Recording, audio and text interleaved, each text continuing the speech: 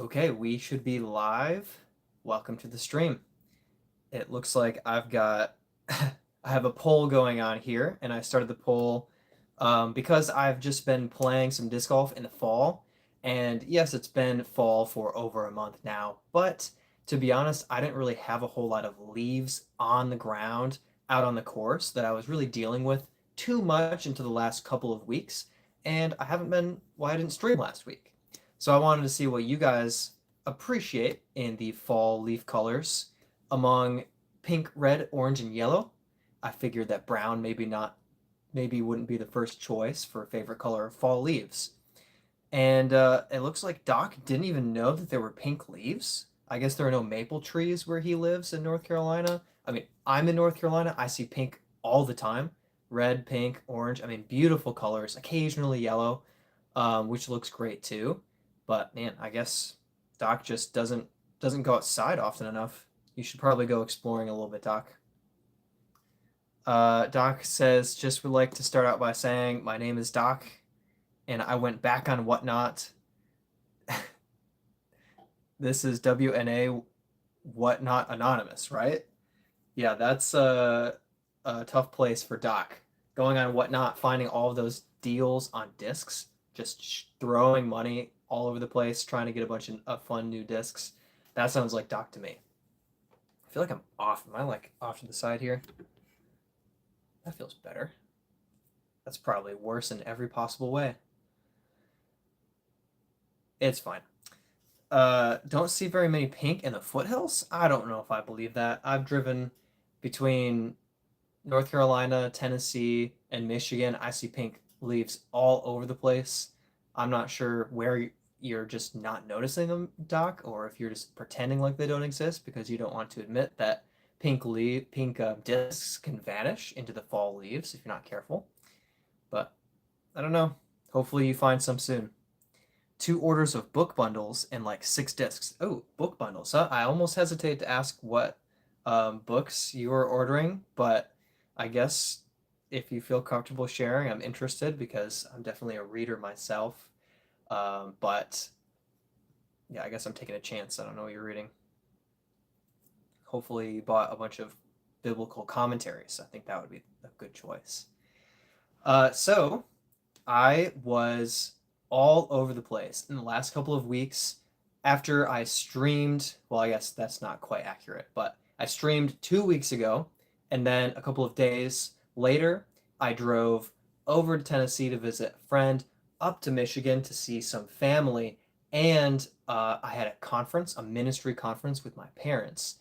More specifically, my mom and I drove to Wisconsin and had a conference, drove back to Michigan, drove back to Tennessee, and back to Charlotte last night. So I've been all over the place. I was in the car. I guess I just arrived at the conference on Sunday and was not able to do the stream. I was having dinner, I was going to sessions, and there was just no ability for me to even do anything remotely related to the stream on Sunday. And I figured with the conference lasting all week, it just wouldn't really make sense to try to delay it and have it at some point later in the week, especially with me traveling all over the place. So I ended up just skipping on the stream. And so that leads us to this week and tonight's stream. Here we are. About time we're back at it and hopefully back into the pattern of regular Sunday night streams for a while now. Doc says, mysteries. Okay. Mysteries, one group, a priest, the other a nun. I don't understand if that's a joke or if that's the books that you're reading. I say no worries, but judging by the amount of people in chat, maybe it's a worry. Oh, yeah, because Doc is the only one chatting. Well, my problem, Doc, was that I didn't schedule the stream early enough to allow for people to kind of see it and be waiting. I scheduled it 3 minutes ago. Well, 3 minutes before I started, I should say. Carl says, hello, are you the real Sonic the Hedgehog? Unfortunately, I'm not. I hate to disappoint. It's just the hair. Yeah, so I was thinking that the lack of blue coloration would give it away, but I guess not. I don't know. I'll take the compliment. Comparison to a famous figure is always a compliment, right? I hope. Doc says one group is about a nun who solves mysteries, the other about a priest who solves mysteries. Is it Um, Brown, what's his name? Father Brown. Uh, Not related to Encyclopedia Brown, also solved mysteries. I'm not sure about the nun one, but that would be my guess for the priest. Gingers are going extinct. Bummer. Bother me. Carl says still pretty rad. I'll take it. I'll take it. I grew up playing the Sega Genesis, and I know that makes me sound slightly old, but not old like Doc. But the Sega Genesis, actually I have it right over here. I have Sonic the Hedgehog and Sonic the Hedgehog 2, and you could play it with Sonic and Tails in the second one. And it was just that classic side-scrolling Sonic the Hedgehog video game on the Sega Genesis. Really, really fantastic. Just a lot of fun. Very simple controls. Basically up, down, left, right, A and B, and that's all you had. You could spin and you could jump. And since then, it's been kind of cool. I know that Sonic the Hedgehog didn't just originate with two, but it was cool to see kind of the development of Sonic the Hedgehog. I watched Sonic X some on TV, and then of course the more recent live actions. And I guess I should say that I'm kind of impressed that it wasn't just a one-off decent success with the first movie, but they've gone with three, and they've seemed to have done pretty well. It's always kind of a fear that they take this what do you call this what am I trying to say? Like they have this fan base for Sonic the Hedgehog like they do for many other um, IPs, these creative properties, and they have a bunch of people who really enjoy the games or the shows or whatever it is, and then they make a movie about it. And you're always like, are they going to just absolutely ruin this? Is it going to be just okay, or is it actually going to be good? And so few times does it actually turn out to be good, and that's just such a bummer. But I feel like, especially when they recreated Sonic and made him look better, I feel like it actually turned out pretty well. That's kind of nice. Brother Cadfael is the priest. Sister Fravis. Oh my goodness. They're British. Okay. DH says, dude, stop talking, sit still. Nope. I'll just hang out, chatting away. Not a Sonic guy, but glad for y'all it went well. Mario stuff was always hit and miss. Yes, although the Mario games seem to have always been consistently decent to great.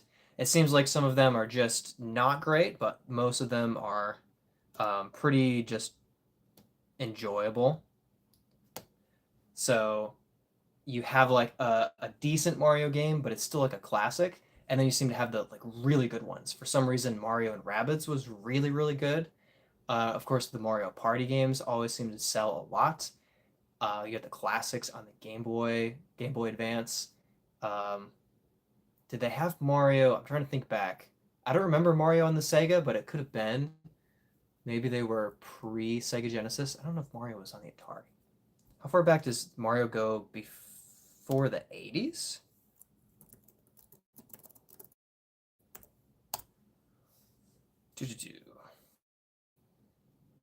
Check this out really quickly. 1981. Okay. I was thinking 80s, not before the 80s, but it was very early 80s. Doc says meant for movies and TV shows. Yes, that's very true. TV show was great. First movie, let's not talk about it. Mario would never be on Sega. Mario was Nintendo's flagship. Uh, yes. So then Sega would have been.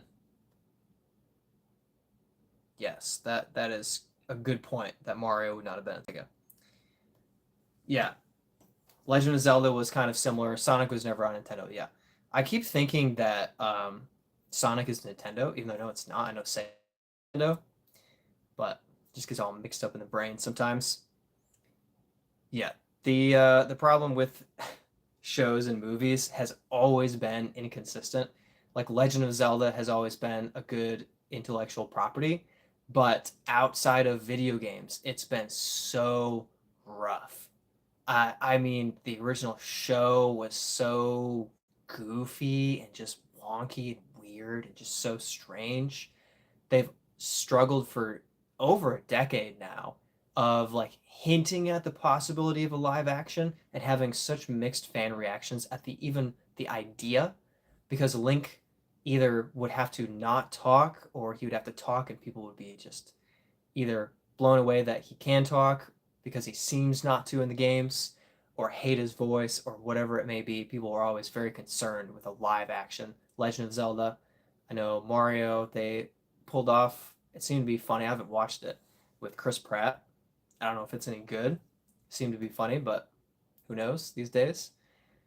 Yeah, it can be rough, especially in being in video games, because when you play a video game, you can't like engage in a movie, you just have to watch it happen. So it's kind of hard to be in control of a character in a video game and be playing through it and then just watch a movie and watch a show of that character. It can be hard kind of jarring to go from one to the other. The show Captain N the Game Master with Zelda or something else. Oh, I don't know what it was called. I couldn't tell you, Doc. That's your time more than my time. But yeah, it can be rough. Anyway, let's see. We have a handful of votes in the polls of favorite leaf color, and it looks like red is winning. And a couple of votes for yellow, and then pink and orange also taking a vote. But it looks like red is the favorite leaf color. That makes sense. Doc says, okay, on to the DGPT commercial. Okay. So gosh, it might have been even over a month ago, uh, there was, I think it was shared on the Charlotte Disc Golf page that the Pro Tour was going to come to Charlotte and film for a DGPT commercial. So I said, I would love to be in a Disc Golf Pro Tour commercial. Would they want me? I have no idea, but sure, I'll submit an application. So I filled out the application and it said to link your social medias. And I was like, okay, this is potentially a good thing for me. So I went to link my Instagram, but I thought, okay, do they care more about potentially seeing pictures of me just to be like, is this a person's face that we want in our commercial? Kind of a risky gamble there. Or do they care more about seeing someone who's dedicated to growing the sport of disc golf and is really pouring a lot into it? So I took the risk of submitting my YouTube channel as my social media instead of my Instagram, because my Instagram has 1,200 followers. That's awesome. But of course, YouTube has over 7,000 subscribers. All of you guys, I have my live streams. I have all of my videos on here, not just a lot of them like Instagram. So I didn't hear anything back until a week ago at my conference. I'm sitting there listening to a wonderful message from the teacher, and I feel my phone buzz in my pocket, and I think I can wait and I'll check this later. But there's a lull, and I said, okay, I'm gonna check my phone. So I pull my phone out. It's an email from the Disc Golf Pro Tour, and then I get another one, two emails from the Disc Golf Pro Tour. So I'm like, okay, this is weird. Either they made a mistake or they accidentally sent the email twice. That later that night, I checked the email. I actually have 3 emails from the Disc Golf Pro Tour. One of them detailing, hey, we have picked you to show up our day of shooting, show up at 10 a.m. And another email says, we've picked you for our day of shooting, show up at 3 p.m. And then a third email says, hey, we saw that you were available for multiple days. We're filming on Wednesday and Thursday, so we wanted you to be in 2 scenes of this commercial, and we'd like you to come back multiple days. Please let us know if you can't. So I immediately replied back, thank you, I will be there, and I am very excited. So there's not a guarantee. I've not had like signed anything or had any sort of agreement given to me, but the representative of this Pro Tour commercial has said that they want to have me there for the filming of a couple of scenes. Now, this does not mean that I'm going to be looking at the camera like this and being filmed for some type of headshot necessarily for the commercial, but I do feel good based on the style of the commercial that it seems like they're filming. I feel good about being recognizable. And that's really the only thing that I'm hoping for is I would love to be in a Disc Golf Pro Tour commercial no matter what happens. But of course I don't prefer that it's just the back of my head off in the background. I would like my face to be recognizable. I would like it to be that you guys could see me in this commercial. I think that would be super, super cool. But there are no guarantees that I even get in front of the camera. So I wanted to throw that out there and let you guys know that it looks good for me appearing, at least for one moment, in this upcoming commercial. I don't know when the commercial airs. I have almost no information about it, but I am very excited. So I wanted to give you guys a quick little sneak look, I guess, at what might be upcoming for the Disc Golf Pro Tour, one of their commercials. It might include yours truly somewhere in it. So I'm very, very excited. Henry says hello. Thanks for hopping on, Henry. We are hanging out and having a good time. Appreciate you being here. Doc says, by the way, Google says pink leaves are very rare during the fall in North Carolina foothills, though sometimes plants can produce purple or pink-red foliage. I'll have to do my own Googling. That seems very suspect. Doc says, happy for you, though. If they ask you to take off your shirt, make them call your parents first. I have no worries about them asking me to take off my shirt unless they're asking me to put a different shirt on. So don't worry, Doc. I will be safe. But I think the Pro Tour is going to, avoid lawsuits at all costs. So I feel mostly pretty good about it. EMC says, wow, you're a good-looking guy. Thank you. Maybe that's directed at you, Doc. I think that might be directed at you. Or you, Henry. One of you guys is probably the recipient of that comment. Safety Ed says, good evening. Thanks for hopping on, Ed, and joining us. Doc says, also chat, watch the Hot Wing Challenge. Great video. Is this the, hot ones? Is that the challenge that you're talking about, or is it a different one? What's that guy's name? Sean? Maybe it's not Sean. I might be just making that up. Doc says, aw, thanks, EMC. I've been working on my figure. Proud of you, Doc. It's really paying off. I mean, even people in chat who've never seen you are giving you compliments. That's really great. Doc says, no, it's a disc golf video. Hot Wing Challenge disc golf video. Okay. Now I up at least. Is it oh, it's Jomez. Oh, it's the putting game. Oh. Wait. Yeah, it's the putting game. It's the hot putts and hotter wings. Okay. I do like the putting games. The putting games are fun. Jomez Pro. Yeah. EMC says, who would have thought disc golfers were good-looking blokes? I learn something new every day.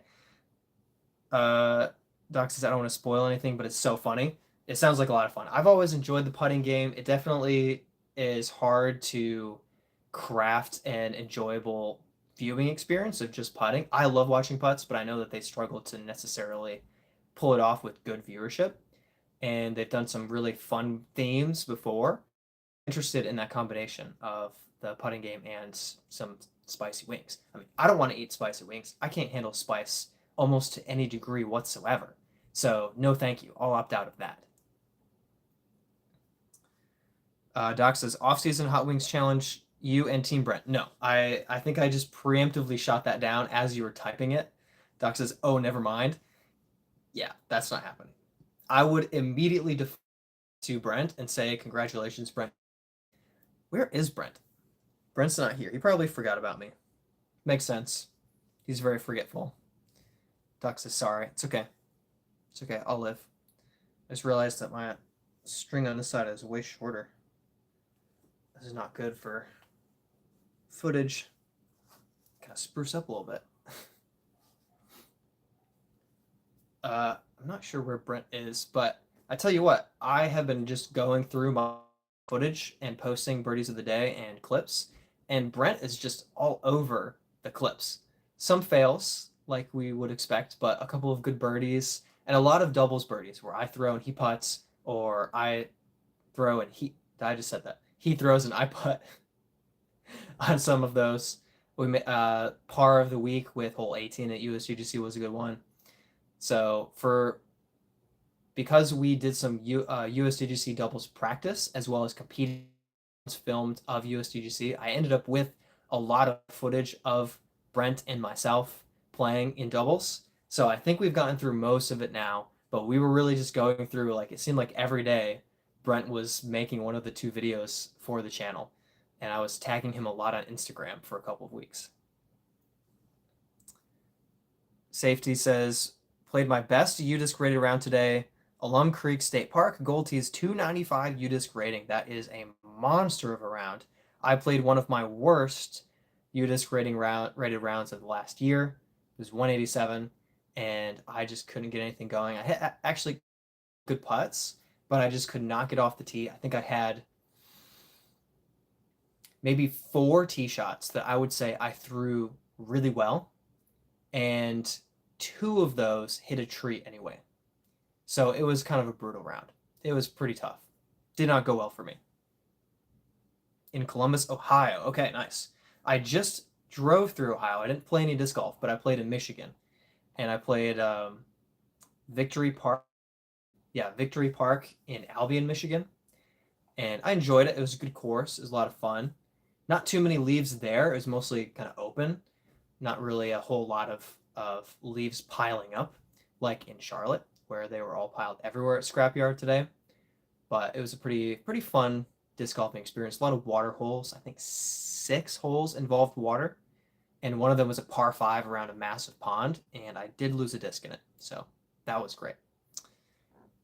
Doc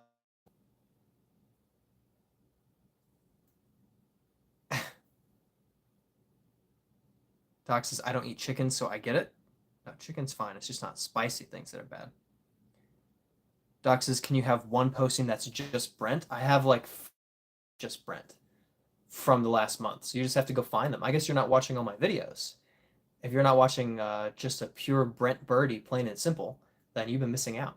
I also just posted Brent barely making a putt from 8 feet in USGGC doubles because he was trying to freak me out. And if he had missed it, then I would have, been able to tap it in, but he was messing around a little bit. So you need to go through and watch some videos. I haven't seen you comment in, gosh, when's the last time Doc left a comment in one of my YouTube videos? 3-4 weeks? Doc, has it been a month? You need to go back and find Brent and start watching. Shame.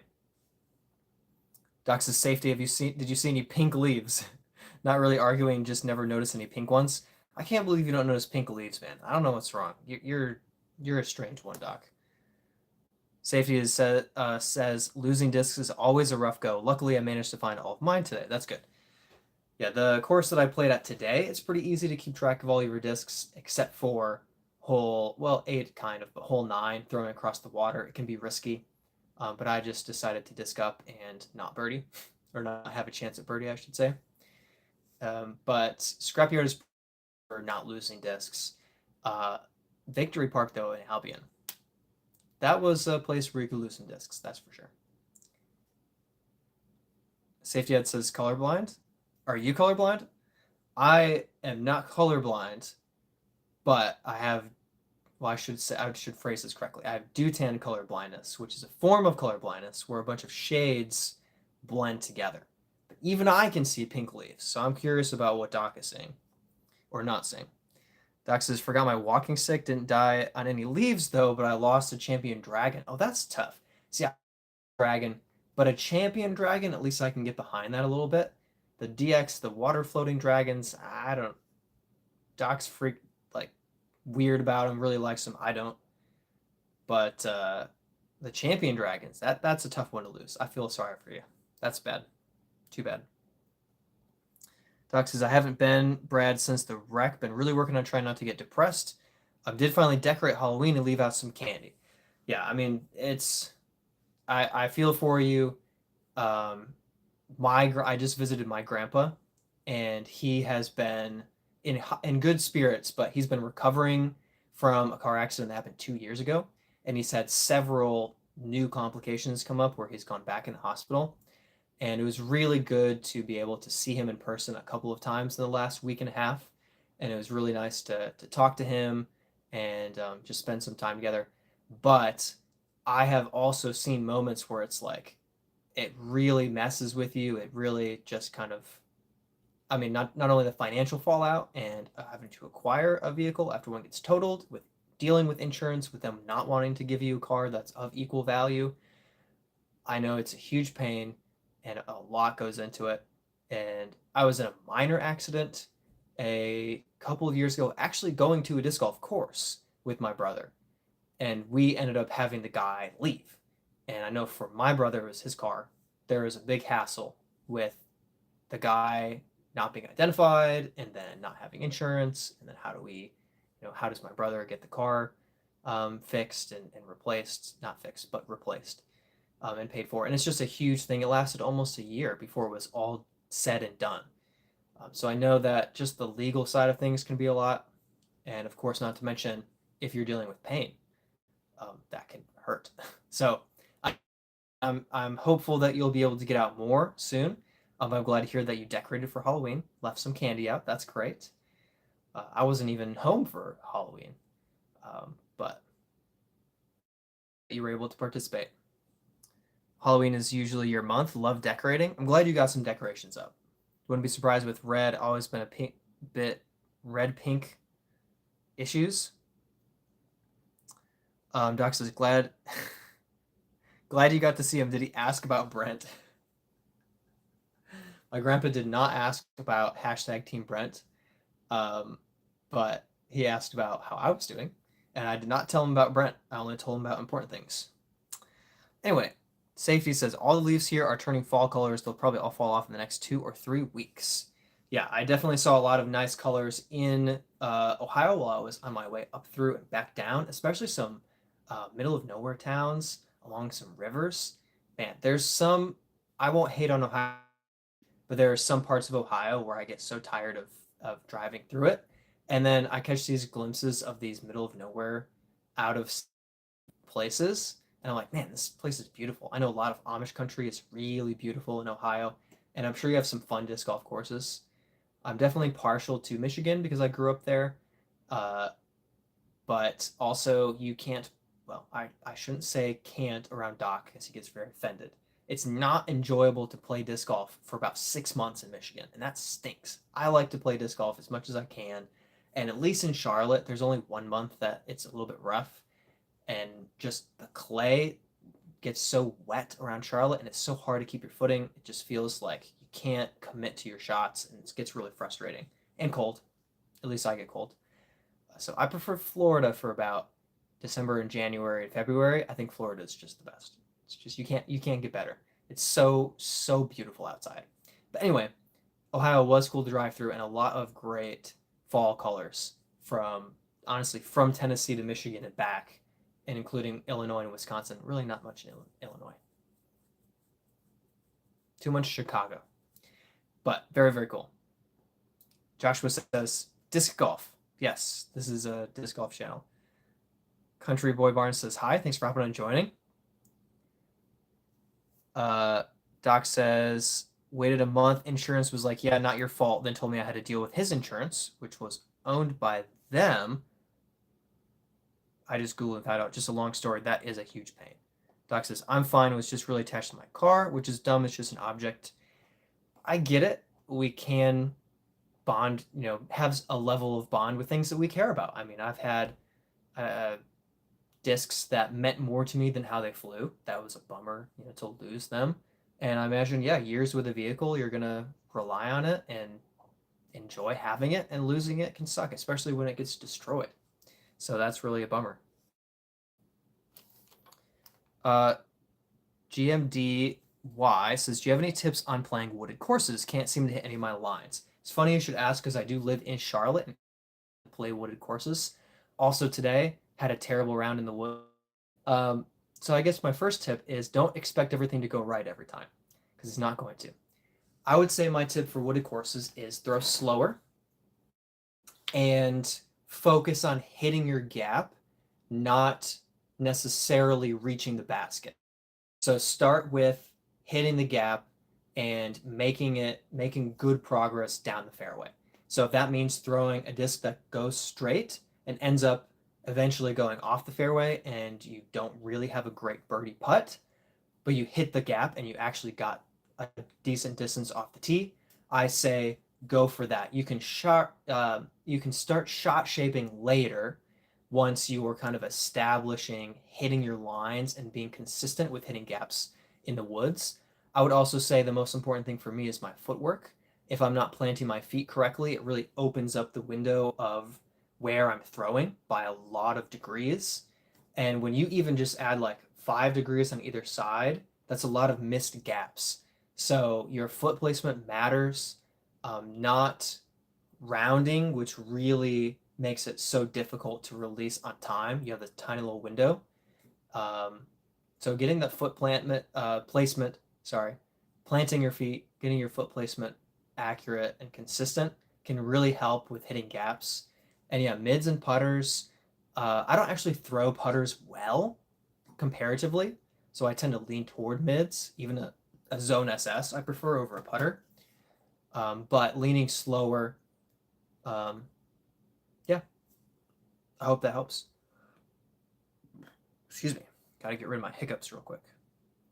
Doc says slower disc. Safety says car crashes are never easy for anyone involved in the process. Yes, that is true. There are a lot of little things that go into it, and it's just a huge pain, and it takes a while to get through it. Doc says, I prefer cold weather. It's amazing. Cool weather is great. Cold weather is bad. But I know I disagree with Doc about that. GMD says, I'm throwing putters on shorter holes. Is there anything else? I mean, even throwing slower discs on longer holes can potentially help your score. If you're getting to the fairway and having a 90-foot upshot or, jump putt for birdie instead of going for a park job and taking a bogey because you kicked in the woods, like that can make a huge difference in your score. I have a buddy that I play with pretty regularly, and when he plays aggressive, he takes really like high numbers and goes 7, 8, 9 over par. But when he kind of says, I feel like there's only 3 holes out here that I have a good chance of birdieing, so I'm hit the gap and throw the right disc, he starts going +1, even, -1. He has consistency that I don't normally see out of him because he's going too aggressive. He's throwing a destroyer or a shrike on a hole that I just think there's too much variation. You get a little off on the angle, and it's 50 feet in the woods. You kick a branch, and it just sends you off to the side with a row of trees to throw through. But you throw a mid-range or you throw a putter, even if you're conceding the birdie and setting yourself up for a more consistent par, that can help. If you really are capable, let me rephrase that. If you feel like you're very capable of birdieing and you're just missing the gap a lot, then I do think it might be foot placement and run-up related, because your foot placement sets up where you're going to launch the disc. And if you throw consistently, then wherever you plant your foot, however you line your body up, determines where you're going to throw. So there is a lot of mentality that goes into aiming and executing, but really if you set yourself up for failure, then you can't throw consistently. So I would say maybe even stand still throwing, getting your weight shift down and your throw more consistent, hitting that gap and becoming more accurate and more consistent, and then adding the run up back into it. That might help. Hey, Brent is here. We were just talking about you. Doc says, Brent, just late. Yes, just a little bit late, Brent. It's okay. I forgive. Safety says, going from Reno, Nevada and southern Utah to Columbus is a big elevation change. Took a few rounds to figure out the discs. I bet it did. Gonzalo says, how's it going, bro? It's good. Doing well. Hanging out, having a really, really good time. Bad round of disc golf today, but it's okay. It happens. It was fun to get out there. The fall air and fall leaves were really enjoyable. Didn't lose anything, so that except for a little bit of pride. I'm enjoying life and enjoying disc golf in Charlotte. Doc says, Brent, I bet this year has been fun. Hotter than suddenly cold. Did you get any rest time? Maybe you could hire Brad as an assistant. Are you kidding? Oh, you're asking about work? No thanks. I don't want to be Brent's assistant at work. No, thank you. Safety says you'd be surprised with the power and distance you can get by focusing on throwing smooth and paying attention to your grip. Yes, absolutely. Uh, Definitely a huge part of throwing well is throwing smoothly and consistently and gripping the disc right. Absolutely. Safety says Zone SS has turned out to be an absolute great addition to my bag. I'm happy to hear that. I feel like most people who've thrown it like it, but a few people like they just think, oh, it's too flippy. I don't need that. It's not helpful. But I feel like that is a bit presumptuous, preempt. I don't know the word I'm trying to say. They're kind of getting ahead of themselves and not really actually figuring the disc out and getting a useful shot shape out of it. I think people dislike flippy discs because they think I'll just throw a forehand. And you have a lot of shot shapes that flippy discs can execute, but a forehand can't. So I feel like the Zone SS is a huge addition to my bag as well. And it's been very helpful for a lot of Charlotte shots in particular and being accurate and hitting gaps off the tee when I would otherwise throw a putter and be less consistent. So it's been great for me, and I'm glad to hear that it's good for you as well. Erwin says, Norris Chuck, how are you doing? Brad, doing fantastic. Thanks for hopping on and joining. Jay Hurst says, don't go chasing waterfalls, stick to the rivers. Well, it depends on where my disc goes. I don't think I'm going to throw a disc and get stuck in a waterfall. It's more likely to be in the river. So, fair enough. Doc says, I feel like woods golf people find a disc they love, so maybe you can just try out different discs. GMD says, only been playing for a year. Sorry for the late response. Yeah, that's totally fair. I would say playing for a year, you're going to still probably have it. Let me rephrase that. After only a year, it's normal to still be working on hitting gaps. So I don't think that you should be better. I don't think that you should be hitting gaps better. I think you should be where you are, trying to work on it and trying to improve on gap hitting.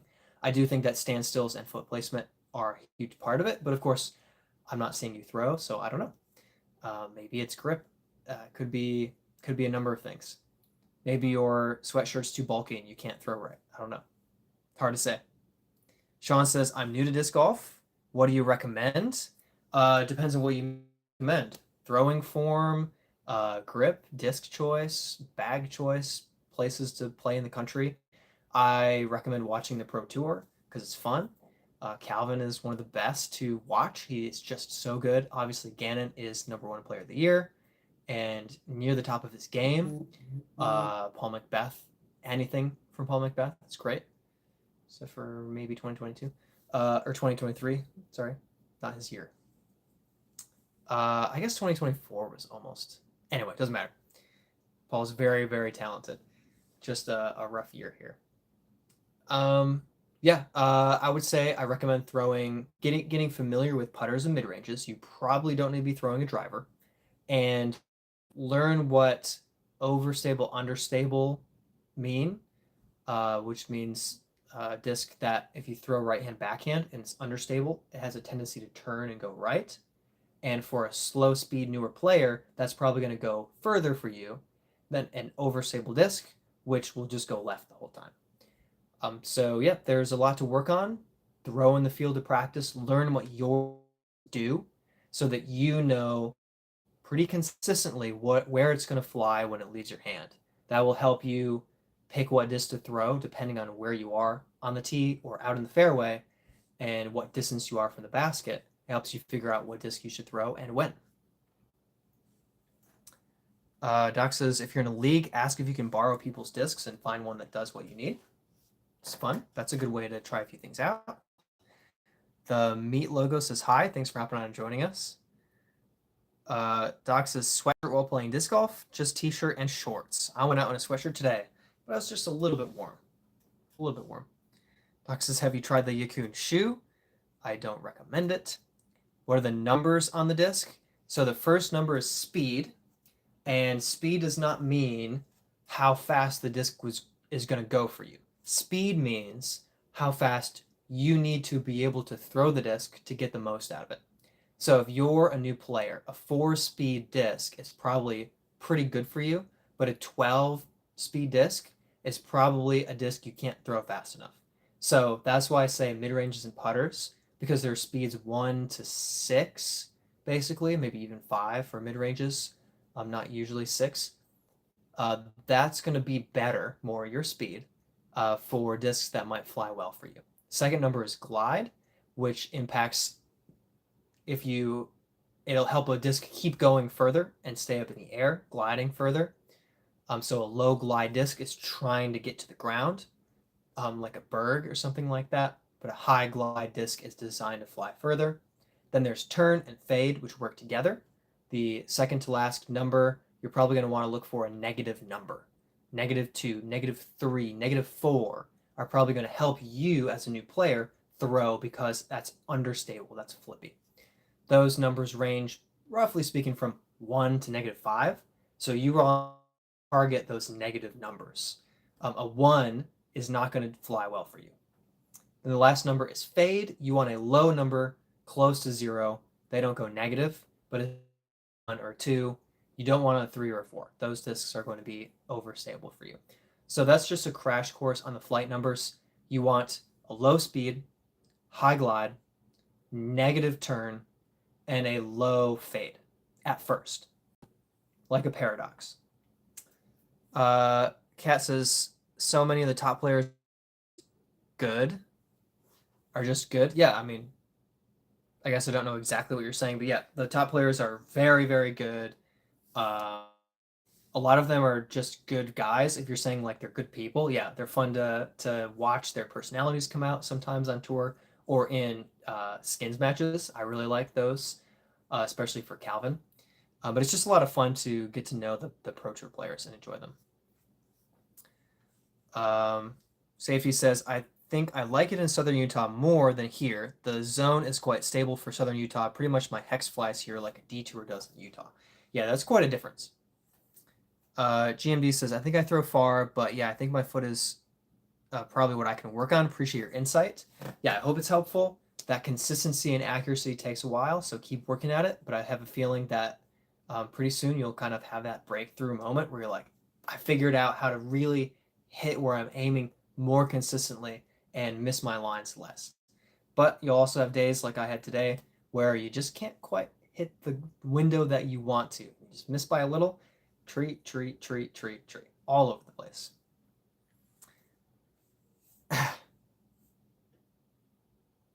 Doc says, new people try a dragon. I don't necessarily recommend a dragon for any human being, but Doc says they're good, so whatever. Missy says, went to my local disc golf shop with the name Cloud9. I was like, that's a weird name. Turns out it's a vape shop and disc golf shop. That's hence the weird name. Yeah. It is interesting how often there's kind of an infusion of a couple of different things with disc golf. It's not my style. It's not my lifestyle, my favorite, my choice. But it is fascinating. My favorite was Disc Traders, which was like a movies and video game store. And then they started carrying disc golf discs for more discs. I really liked that. I thought that was great. I thought that was really funny. Those are kind of centered around Michigan, I think, the disc traders. The meat says, been playing for years, just started throwing my putter in place of my drivers, and I should have been doing that this whole time. Going to keep at it for a while seems to be better for my game. Yeah, I would say at first there was a time where drivers did only a little bit for me, mostly skip shots. That was pretty much it. Fading at the end and getting a little flare. That's pretty much all that drivers were really helping me with. Distance, I just had a few extra feet on my mid ranges. And since then, I've improved a little bit, and drivers are more useful, especially fairway drivers. But even now, there's only a few distance drivers that actually go much further than I can throw a Brave 7-speed. So, yeah, I recommend really leaning into slower speed discs because I think it can help your game a lot for the long term. With upshots and wooded courses, can't pull out your favorite overstable distance driver and throw it on Anheuser anymore. GMD says, have tried the Leopard 3, but I have a beat up cigar that flies pretty straight. That's nice. Safety says, I like the Zone SS in Utah better than here, just clarifying. Okay, yeah. I bet the Zone SS in Utah, yeah, a good little bit of stability, but not wildly overstable. Probably really nice. Cicada has been a great addition to the bag. Yes, Cicada is a good disc, and Sagara, both solid discs, very useful. I think Cicada I like a little bit more, but I don't bag it, so I can't say that I love it. But to be fair, I have tried a lot of discs that I don't bag, and that's just because I've tried a lot of discs. And I still need to try more. Haven't tried enough. Disc Golf 394 says, hi, thanks for hopping on. Appreciate you being here and hanging out with us. So I said this for LJ's Fishing says, just started playing. Can you give me some tips? Yeah, I would say I kind of just shared some of these a few minutes ago, but I recommend learning your discs. So whatever discs you own, get really familiar with them, figure out how far they go, watch how they fly, see if they turn to the right and come back, turn and never come back, just fade a lot. Really learn the discs that you have, and that will help you make good decisions when you're playing. If you want to play for a good score, take low risk, high percentage shots, aim for bigger gaps that you'll almost definitely hit, even if you're saying, I'm not going to get a birdie here if I go for this, but I'm almost definitely going to par, instead of, I might birdie, but I'll probably bogey. So take, mathematically sensible shots and low risks. Practice more leaning into slower discs like putters and mid ranges. Look up how to grip a disc and make sure that you have good grip, whether it be fan grip, power grip, or some modified version, or if you forehand, whatever it is, make sure that you're gripping a disc well for disc golf. So, like I was playing a lot of frisbee, and I would basically keep my finger on the outside of the disc. And as soon as I got a finger underneath, I was like, wow, I throw so much further. It's crazy.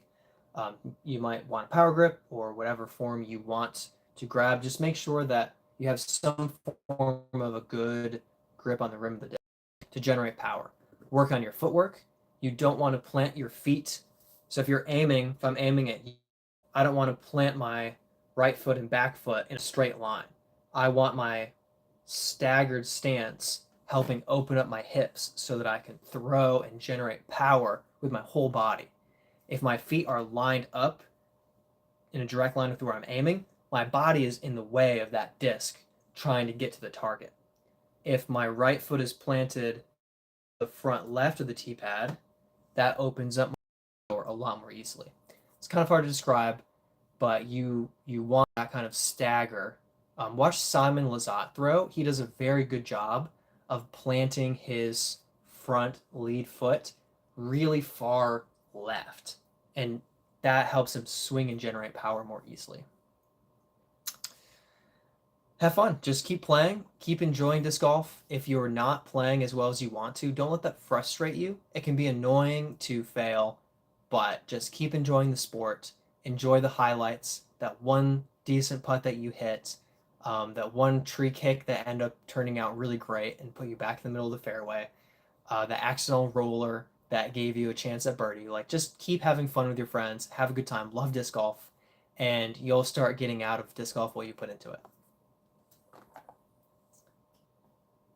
Throw flippy discs. Doc says, good decisions. Me writes that down. Honest question. Who's the good form content creator now? When I was coming up, it was Danny Lindell. Form is a tough one. I don't watch a lot of form content creators because I feel like there's only a few people truly qualified to give form advice, and I think Gannon Burr is one of the only ones who's actually making videos.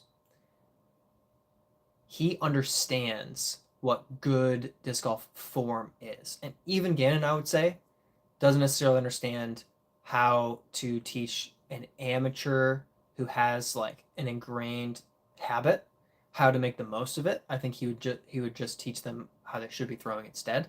And I don't know if that's a bad thing or a good thing, but I think that there are very, very few people who understand disc golf well enough to actually give good form advice, and they're not making YouTube videos. So that's my opinion. I think there are tips. I think Joel Freeman has made some good videos. I think that um, Gandenberg and what was it, Drew Gibson are probably the three off the top of my head that I can think of that I would actually recommend other newer players watch some of their form tips because I think they are helpful. And clearly it worked for the players because they know what they're talking about. Otherwise, I really don't have anyone that I'd recommend. Safety says, I'm one of those guys whose game falls clear apart when I lose a disc because I rely on all of them, and most of them have been in the bag for a long time, so it's hard to find something that fits. That is really tough. That can really hurt. I have lost a handful of discs like that. A couple months ago, I lost my Echo, the one that it just flew perfect, has a little drift to it, and I can't replace it. Like I can't find a disc that does that for me, and it's just been a little bit of a bummer. And I've replaced a lot of Enigmas. I've lost actually several Echoes. I've lost. It's getting to be a bad pattern. I lost a Zone that I had a couple of aces with. I lost a Terra that I had a couple of aces with. It's just tough when the discs come and go. Uh, Steven Kitchens Disc Golf says, my Halo Leopard 3 is the exact same color. Color is what? What I miss?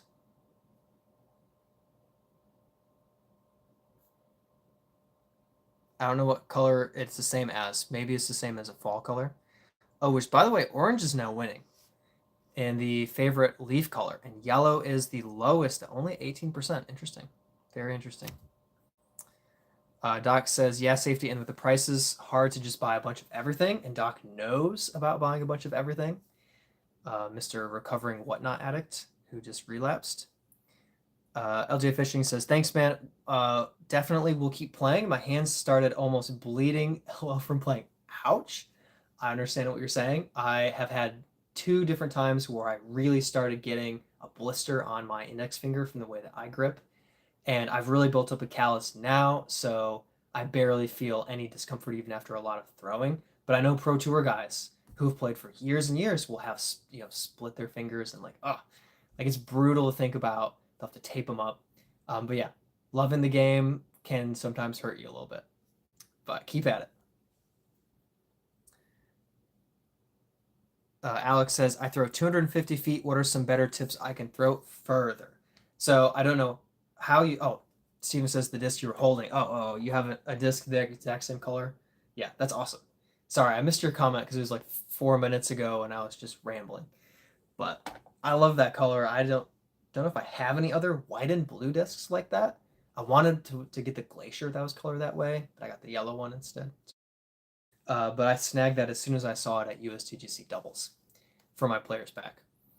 So Alex, I would say I don't know how you throw, but I would say verify that you have a good grip, and I think foot placement and run up is probably the biggest part of generating power well.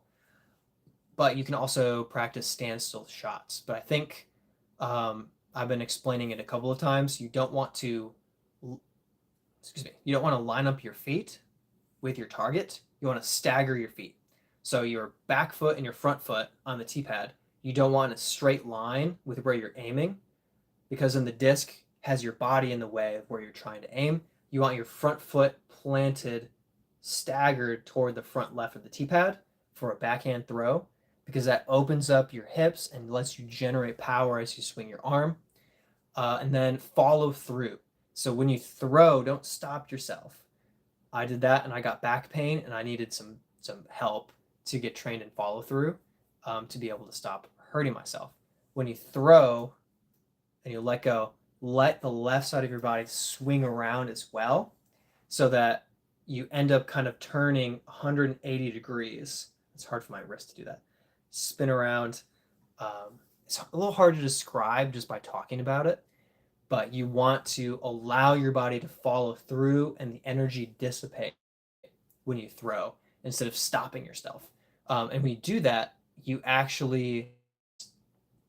you might be preemptively slowing yourself down while you're still throwing.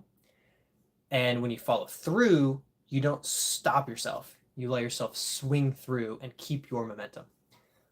And also, it might be disc choice. You might be throwing stuff that is too stable, and maybe for now, throwing more flippy, understable stuff will fly better for you. I recommend throwing 250. I would say you probably want just like a 7 or 6 speed, like a Crave or a River, something that has good glide and is a little bit understable that you can probably get a good flight path out of that will push you past toward that 300-foot mark. That would be my recommendation.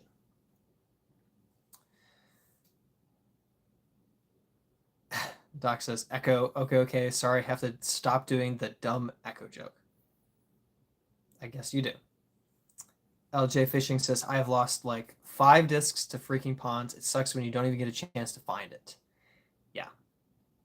Modded Paper says, are those all frisbees? These are disc golf discs. So they all fly a little bit differently. This one is an octane. Actually, this is not an octane. This is a cataclysm. Not an octane, the catalyst. Goodness, I really don't know what disc this is.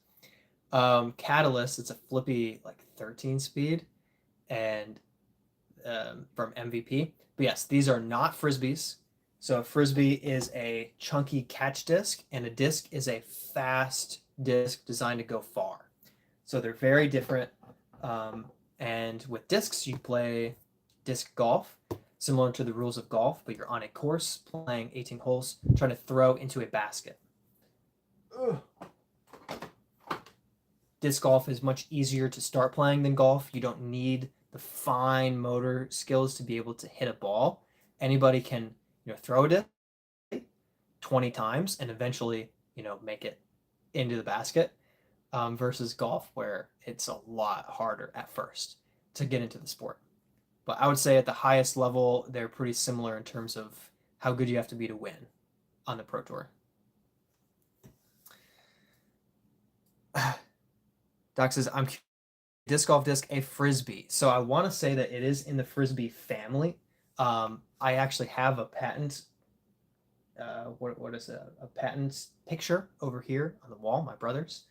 It says Frisbee Disc by Ed Hedrick, patented.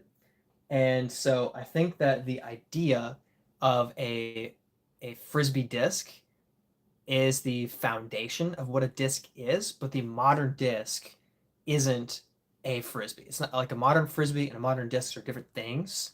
But yes, the origin of disc golf is Frisbee discs. But I would say disc golf discs are a separate iteration. They're not Frisbee discs anymore. They're discs. They're disc golf discs. So that's my assertion. I would say that. I don't know if everybody would agree with that. A baseball is a ball, so I guess a disc golf disc is a Frisbee.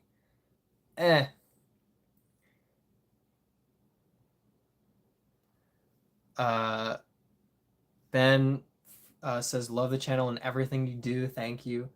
I appreciate you hanging out and commenting and giving some encouragement. It's been really cool to be, I don't always really say or consider myself to be a creator so much as a disc golf community member who puts, bring together, I guess, is the way that you could say it. And I'm very happy that I've been able to do that. And I'm glad for all the support you guys have given me and exciting potential announcement news for the near future. I submitted an application to be part of a Disc Golf Pro Tour commercial shoot that they are shooting in Charlotte this week. Last week, I got an email back, and they have selected me for 2 scenes that I'm going to go to film 2 different days for this Disc Golf Pro Tour commercial. I can't guarantee you that I'm definitely going to be in. They could have me as a backup. I don't know. They haven't clarified that. And it's possible that I'll, barely be in it for a couple of seconds. But I have pretty reasonably high hopes that I'll be in it for, I'm in 2 different days of shooting. So I have a good feeling that I'll be recognized in the commercial. So I'm very excited for the opportunity. I hope that it goes well and that I am, in frame, not just the back of my head, my face, as long as the camera allows it, that I'm there and recognizable for it. And I think that would be very, very cool for the whole channel, for me to be in a commercial. I think that would just be awesome. So I'm really looking forward to that. That's, I think, Wednesday and Thursday this week. So just in a couple of days, and we'll see what happens. And if as long as I am part of the commercial, I'll get a year of Disc Golf Network for free, a VIP pass to a Pro Tour event of my choice next year, and what's the third one? Oh, $100 gift card to a disc golf shop. So cool. I'm pretty excited. I'm pretty happy. I will keep you guys updated about that. And Doc says, "Nah, Brad, honestly, you have a neutral look I think they will like." I'll take it. Uh, Doc says, "I like them. Some people hate them, but I feel like it's the plastic I like." Oh, are you talking about a specific disc? Oh, the dragons. Yeah, I started to ignore everything that Doc says about the dragons. Yeah, the thing with floating discs is they're bad discs, so of course we see them floating all the time because people chuck them in the water because they can't get across the water. You throw a disc that's good, you're less likely to lose it in the water. You throw a dragon, you're more likely to dunk it. So of course you're like, oh, I love it, it floats. And it's like, yeah, but if you didn't throw a bad disc, it wouldn't have to float. Now, at the same time, I chuck discs in the water way too often, and I don't throw dragons, so I get it. But there's something about having the confidence to throw across that when I have a dragon in the hand, I lose. Steven says, Catalyst is awesome. Got one in my Gyropalooza last year. I wish I had snagged one in the Gyropalooza, but I was pretty happy with my box. I got a couple of good, like, Jet Wave, Tesla. Yeah, anyway, some good discs in the gyro box. I was pretty happy. Eclipse Pixel, got an ace with that. I was pretty happy with that. Made the bag for a few months, probably. Doc says, what is everyone in chat's go to Black Friday deal that you're looking for? Mine was always like a gaming console, but I don't think those are good anymore. Uh, I would say, yeah, I don't really look for Black Friday stuff anymore. I don't like going out on Black Friday. I like staying in and having a peaceful life. Um, but with that being said, there are some great online deals, even on, before Cyber Monday. That's my preferred method of any type of shopping around uh, Black Friday is online.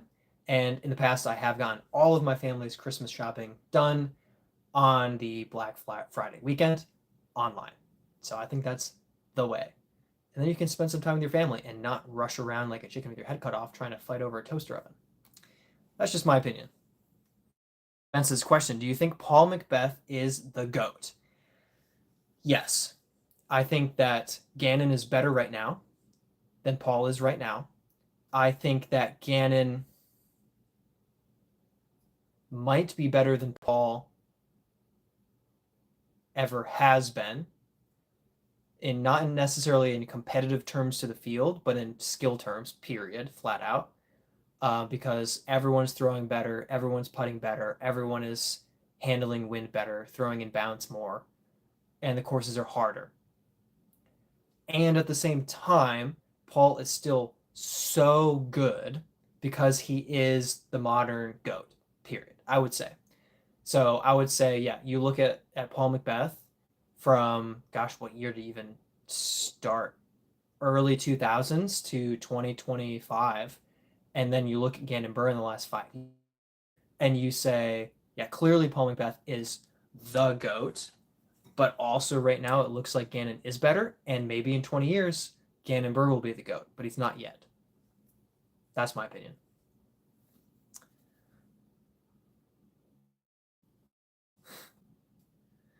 Jackie Chan says, I only have one disc.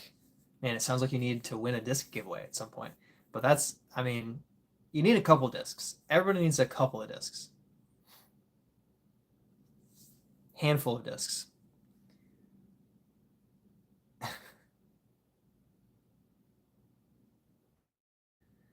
says that I have a neutral look that you think they'll like. Meant that sincerely. You can't spell. Do you mean natural look instead of neutral look? That's the only way I can think of that not being a backhanded insult or a backhanded compliment. Doc says, what disc do you have? A glow in the dark one, so maybe MVP. JBLP says, the best disc does not float, for it never touches the water. And I think that sums it up nicely. Axiom discs, total eclipse. So that's the plastic and brand.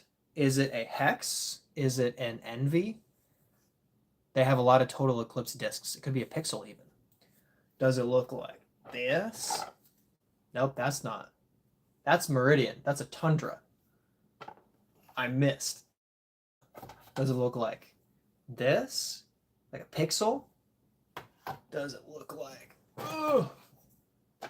That's not right. Yeah. This? Is it a... What is this? Jet? Vanish? Ugh. Does it look like this? Is it a hex? Vanish is not Axiom. Just getting a little sidetracked in my head. A left-hand backhand, and it seems all the water here is to my right. Not really throwing over water. It's along the creek. My brother's left-hand backhand, he's fine. So I think it's all your fault, Doc. Brad, Black Friday disc golf. Keep to the topic, please. Are there in-person Black Friday disc golf deals, or are you just talking about online? JB says Black Friday is now what it used to be. Yeah, which is why I feel like just general online shopping, there are some good deals around Black Friday that you can find, and it's like, okay, great. But if you're like banking on Black Friday being some sort of place to just find insane deals, I feel like it's not the time anymore. You just don't really find stuff. Do a price history on an item, you'll find stuff is cheaper slightly after or in spring. There you go. Yeah, there's definitely have been some, great bundles, but I feel like they're just rare and you have to stumble across them. TVs are cheapest in spring. The old models are being discounted. That's good to know. I'll have to remember that. Doc says, Friday, don't take it away from me. Hey, Tread Lightly says hi. Thanks for hopping on.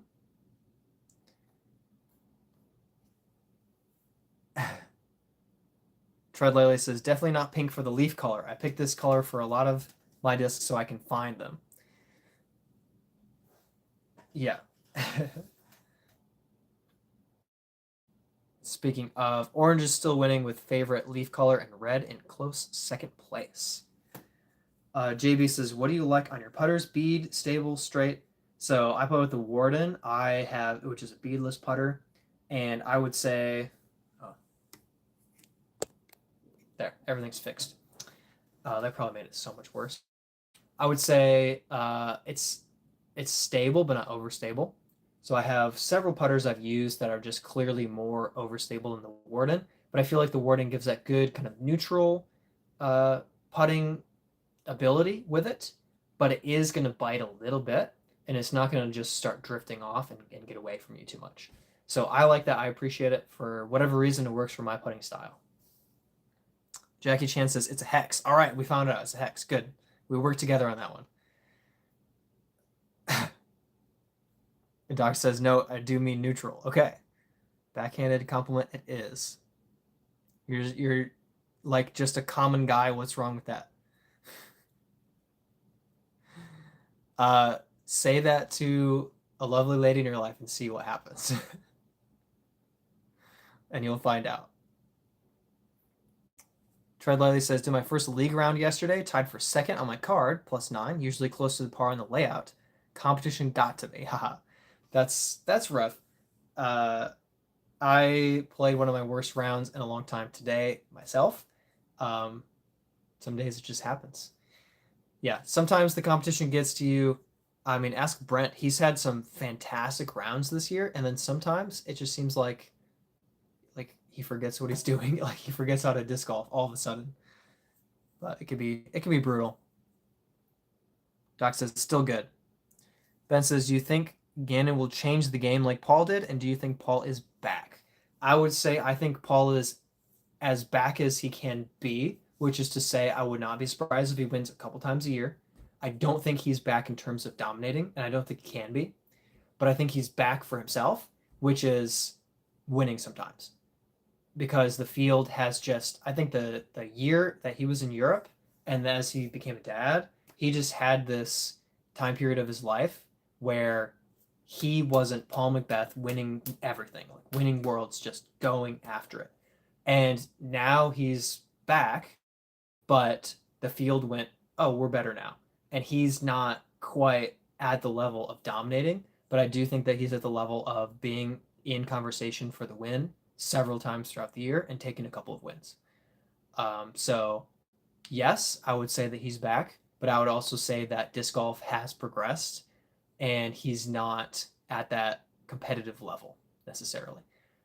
Will Gannon change the game? I think that Gannon will bring putting up to the next level a little bit over the next couple of years because we already have a bunch of good putters. But I think what we see, although it didn't come down to Gannon and Goose, I think what we see with Aaron Gossage and with Calvin Heimberg is they are just phenomenal players. But when you miss a handful of edge of circle putts coming down the stretch, Gannon beats you. And that hasn't been 100% the case in everything. And we saw Calvin take out a major over Gannon with a couple of shaky putts, but honestly, some really good putting. And then, of course, the Pro Tour Championship, Calvin comes out firing on all cylinders and out putting everybody round one and just dominating. And had some mistakes. And, well, I would say he had a bunch of kicks OB and a bunch of throws out of bounds. It still comes down the stretch and manages to win. Why? Because Goose just has some meltdown moments and misses a few putts. And even if he messes up but makes those putts, he's still there. And just dinking those putts coming down the stretch was just, it makes it impossible to come back from. And it was impossible for him to come back. So I guess what I'm trying to say is that I think Gannon is challenging the ceiling of what good putting is and pushing it a little bit. And when he's saying, I can make this percentage of putts from here, there, and everywhere, and there are only a few better putters, and they're not top 10 players, I think people are going to kind of rubber band up to him a little bit. Okay. I think I answered that question decently. The McBaby is so cute, though. Yes. I was in Florida when they moved to Jacksonville, and I got to see the Macbeths a handful of times around Jacksonville, especially Hannah Macbeth with the baby a couple of times. Very cute baby, and I'm very, very happy for them. Okay. Oh, I got so many comments while I was rambling. Oh, goodness. Safety says, at least 3 discs for beginners, 2 mids and a putter. Most experienced guys know that a few of each eventually make the bag as time goes on. Yes, I agree. Ben says, can you throw forehand? I have a bad forehand. I've been working on and off a lot. And lately I've been working on a one-step forehand with a mid-range that's been pretty decent at being straight. I tend to kind of overpower and wobble my forehands over. And when I say overpower, I don't actually mean like a lot of spin rate. I mean, I throw the disc badly and it goes and it flips over. So my forehand, not great, but forehanding, bergs, zones, and a couple of mids, fine. But forehand tee shots, not so much. Really, it's just up shots for me. Okay. Tread Lily says, yes, I was pleased. Room for improvement, but still good first showing. Yeah, show up, play decent, taste the competition, go back out, start dominating. That's your future. Christopher Davey says, what's your favorite understable fairway that's easy to flip? For me, the Brave is my favorite understable fairway that's easy to flip. It's not technically understable by the numbers, but the non-swirl is flippy. The swirl is more stable. The non-swirl Brave is flippier, and it's just absolutely money. The shift is nice and flippy. My Dynasty is all beat up, and it flies great. It's hard to say something right out of flippy, so I would say that the non-swirl Brave, Royal Grand Brave, is my choice. I wouldn't say it's necessarily easy for every player to flip up, so maybe something like the shift is more of a great disc. GMD says, in your opinion, do you fancy the time lapse? I personally love the original version, but I've heard that the retooled one is still too overstable for a lot of people. I don't necessarily love a time lapse for myself because I find that it doesn't have a unique flight path that benefits my bag. I would rather throw my wild honey for distance. I would rather throw my Enigma for consistency and accuracy with consistent fade.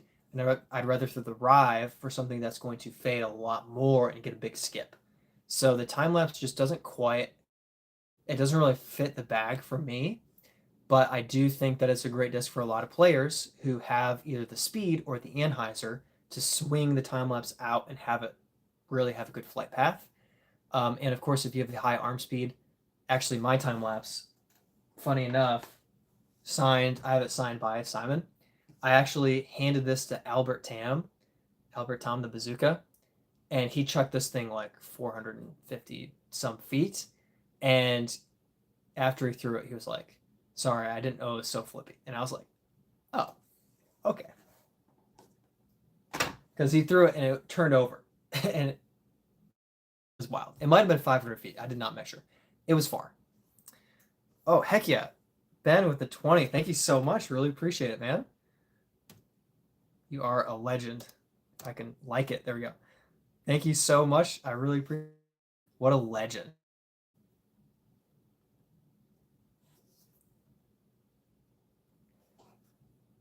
Okay, let's see. I have to catch up on chat. Okay. That's time lapse. For putters, you always want one scented. I don't necessarily agree with everything Doc says. JB says, bit of delay. I know you'll rock the Warden. Someone in chat wanted a putter recommendation.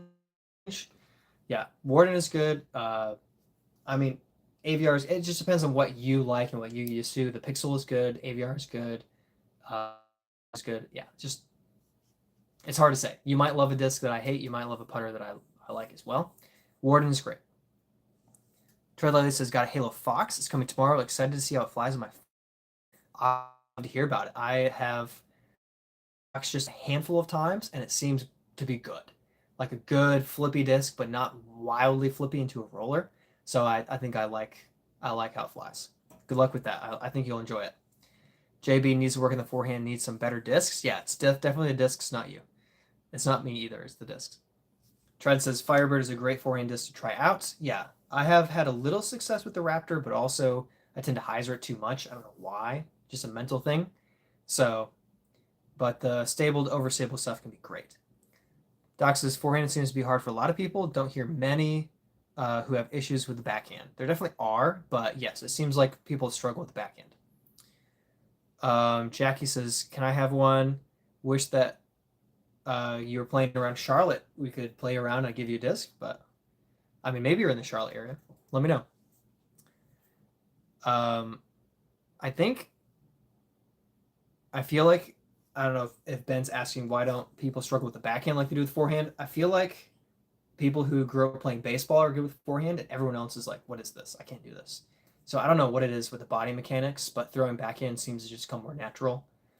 Maybe we grew up throwing frisbees, but not baseball. I don't know. I can't answer that question. Maybe it's just trained more because originators of the sport threw backhand because forehand was, I don't know, injury prone, not going as far. I don't know. Okay. Doc says, JB, ever try a field and a friend, just forehand a disc back and forth, working on distance? JB says, yes, but the friend is also me. Haha. That's great. Doc says, his age and dedication, I agree. I disagree with him mostly. If Paul got that fire back, I think he could run a season. I don't think so. I don't think so. I don't think that we see a season where Paul runs roughshod over Gannon. I don't think that's possible anymore. Gannon's too good. Gannon is tied for the best player rating of all time right now. Like right now. Paul's not. Sorry, he's not. Okay. Macbeth wins if it's a good technical course, I think. I think that can be the case, but Gannon is also one at Evan. So just depends. Just depends. Jackie, have you played Matney Park in Castle Rock, Colorado? I've not. I have not been to Colorado. Ben says, why don't you think Paul can be dominant again? Do you think it's age? Also, Gannon might be amazing putting, but Paul's the goat, and the goat is two goat. I didn't quite catch that, but so this is what I believe. I think that Gannon can throw a little further than Paul. He can forehand further than Paul, and he can. How do I phrase it with putting? They're both incredible at putting, but Gannon can manufacture some putting angles that it just seems like uh, normal human beings can't because of his long legs and his lanky arms, and he's just able to lever that disc into the basket.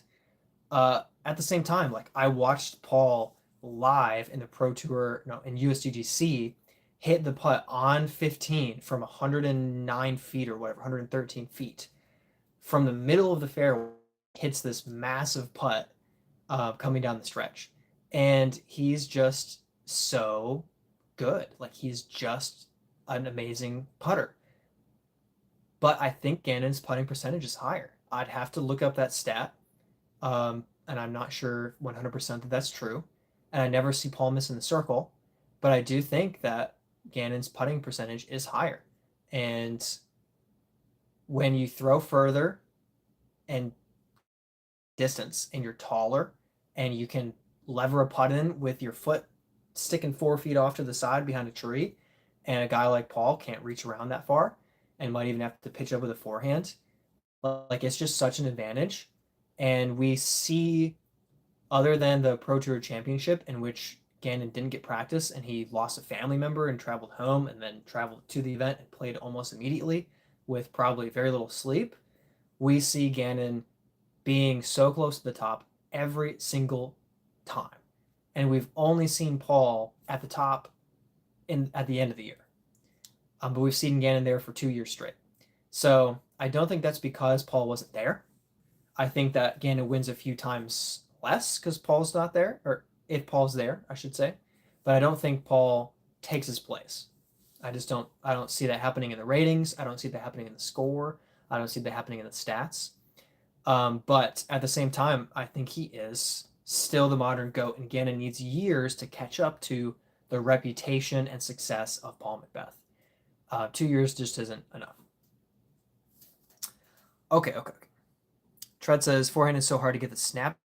Yes. Overstable helps fight the burn, but hides your defects. Try stable or understable the forehand, and when I do, it's bad. Because you're right. The overstable hides the defects, and I have a lot of those. Alex says for Diamond. Diamond is fantastic. Good for, anything, especially new players. Safety says, gotta go. Have a good evening and holiday weekend. You as well. Catch you later, Safety. Thanks for hopping on and joining us. Doc says, love the Diamond. Try the heavyweight Diamond. I have not tried a heavyweight. That's funny. And the glider to fairway for a flippy fairway. Yes, the Diamond is a good little flippy fairway. One of my first discs, and just a reliable, good shot shape of a disc. Eventually, you really overpower it and you can't even roll it anymore because it's too flippy. But great disc for a long time. Doc says, always putt with a premium disc. No. Ben says, you're an amazing dude. Just admit Paul is the GOAT. Yeah. I mean, that's my conclusion. Ben says, I hate that you like Gannon more than Paul. I would say, Austin's asking if I can pull on my hair. Yeah, my hair's real. Silly question. I would say I actually like Calvin more than I like Gannon or Paul. And I actually like Isaac Robinson more than I like Gannon or Paul.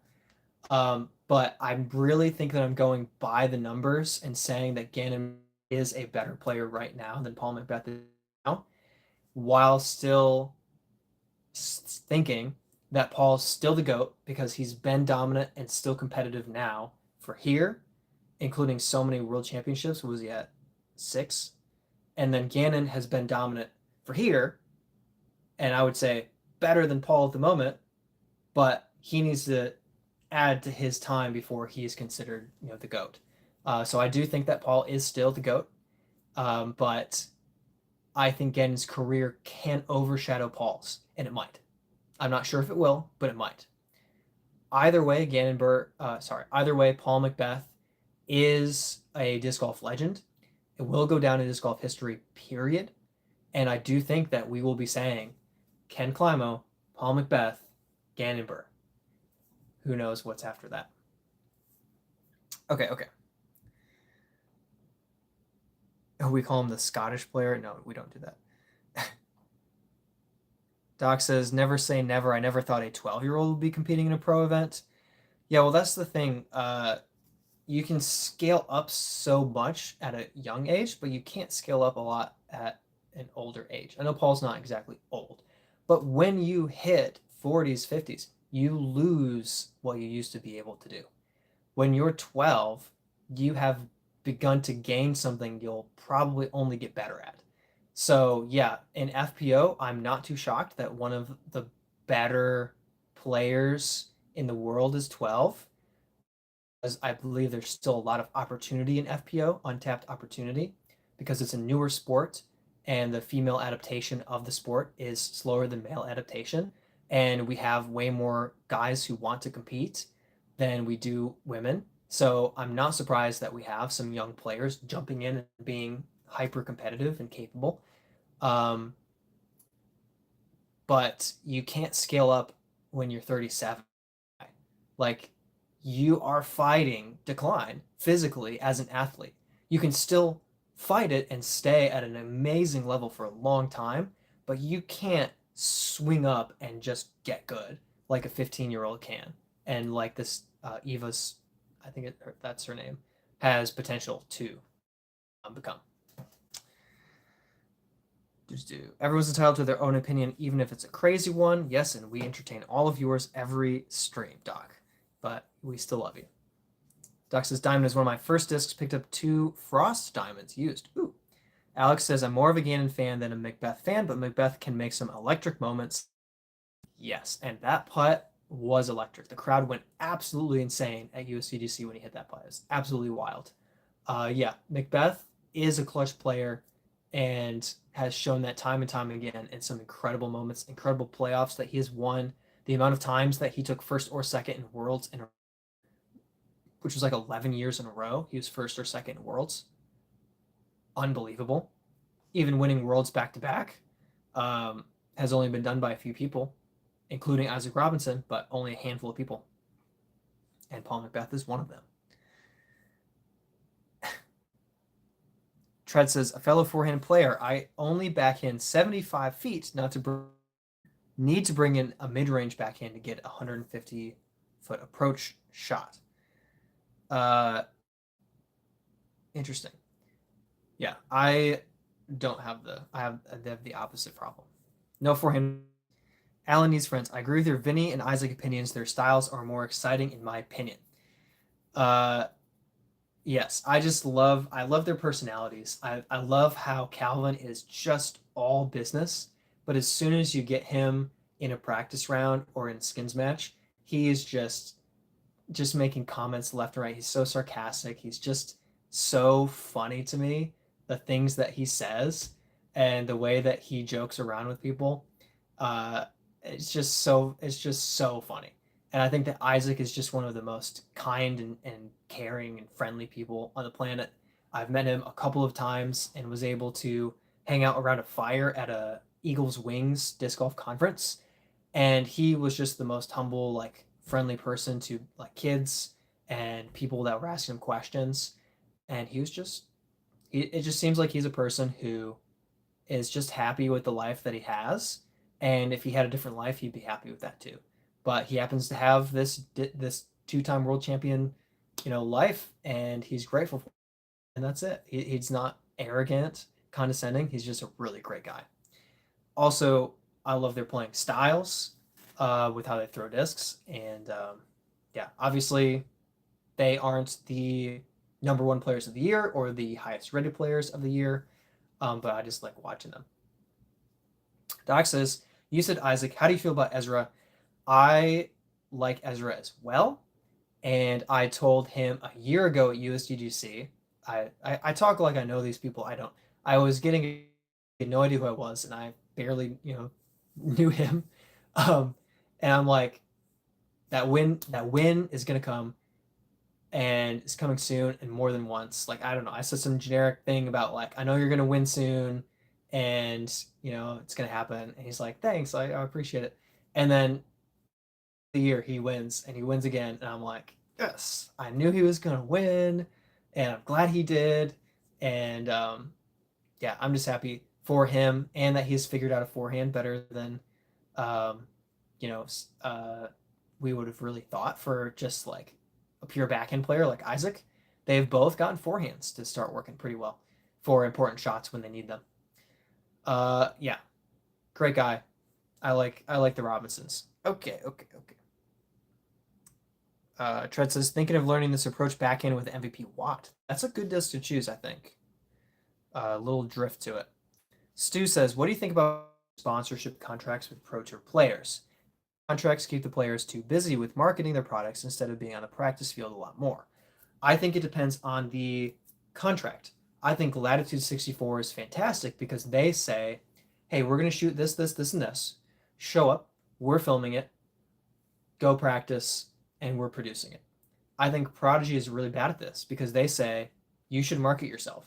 Go do it. I don't think that that's wise. I think that's a terrible business practice. I think what you end up with is worse marketing at a higher cost of time and success. Their players having less ability to focus on getting good and more ability trying to market themselves, which is tiresome to constantly be trying to you know be the marketing team of your sponsorship for them when they should be filming you and setting everything up. Discraft does a really good job of marketing and selling. They sell gangbusters. And when Discraft got Paul Macbeth, they got a gold mine that seemingly will never run dry. And I don't think that Paul Macbeth has to advertise himself. And it's because his name speaks for himself and Discraft speaks it for him. So I think that Prodigy and some other companies need to learn a lesson from that, in that they need to market their players, and they need to be a better, more responsible company and creating their own um, reputation of their products and players. And so I think some companies do it well, some companies shoot themselves in the foot.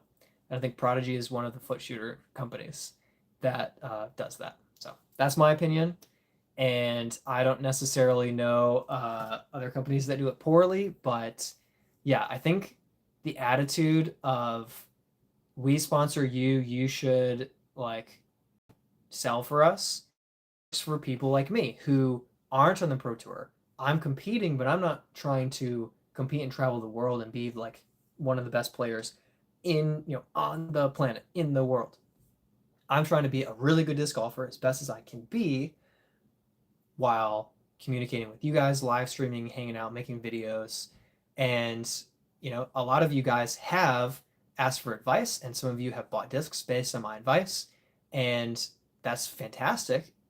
I'm a person that Prodigy should be like, yes, we want to give you stuff and you sell for us, and we're a good team. That's great. They're pro tour players. They should be advertising for them. They should be filming them. So yeah, I think you have a point. Treadlight says, don't tell me decline. I'm 33. Yeah, I hit 30 and I'm feeling it, which is why I got a cart. Well, I was given a cart, but 30 was that benchmark for me.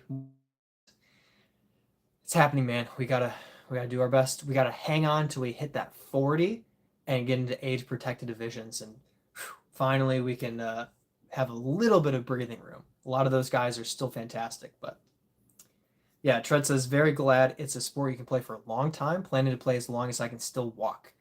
And in that vein, to encourage all of us, I have played with and seen groups of 60 plus guys, up to 80 something. Curtis, shout out to Curtis in Florida, playing every week, multiple times a week. These guys get together, hit the course, play around, have a great time. Some of them are good. Some of them, they're fine. They're not great. But some of them are like 900 rated disc golfers at 70 something. It's like, you go, man. Like, enjoy the sport for as long as you can. And yeah, I'm grateful that it's a sport that seems to be a lot and I'm glad that we can all enjoy it together, even till we're as old as Doc, if you can believe that. Doc says, hoping there is a decent park course around by the time I can't walk. I'll be out in my rascal with discs in the basket on the front. Doc says, if you really like Ezra, watch the Wings Challenge. I'm shutting up about it. No spoilers. Okay, I will put it on my list. I will watch it. Will happen. Doc says, yeah, plus contracts help so the player isn't working a job in the off season and working all the time during the season, doing sales and clinics to make ends meet. Yes, depending on the contract. Certain contracts are set up so that, like you said, they're having to do clinics and make sales way more than they should, versus a company wisely leveraging the reputation and success and personality of their players to their own benefit, the company's own benefit. So I think it just depends on the company's perspective and attitude on that. And I think I already said I feel like Prodigy does that poorly, and I feel like Discraft and Latitude do that well. I think yeah. Alex says, what disc golf company do you think Gannon is going to sign with next? Stay with Discmania. Honestly, the way he talked about it when he transferred to Discmania, it sounded like he had he had always wanted to throw Discmania. So it really sounds like he got to the company he wants, and he wants to be there. I think there is a lot of Discmania money, and yeah, I don't know. I feel like Discraft is the only way to truly take a big step up from Discmania, and especially if he is the Discmania guy, he can really be locked in forever. Like, I feel like he doesn't have to share with anybody, you know? Like Discraft, you gotta share a little bit. You've got Paul Macbeth there, and then you've got.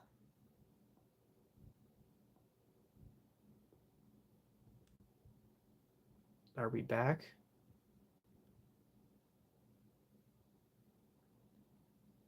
Are we back? Okay. Hey, okay, we're good. We fixed it. I was we had a loading symbol around my face for a few seconds there.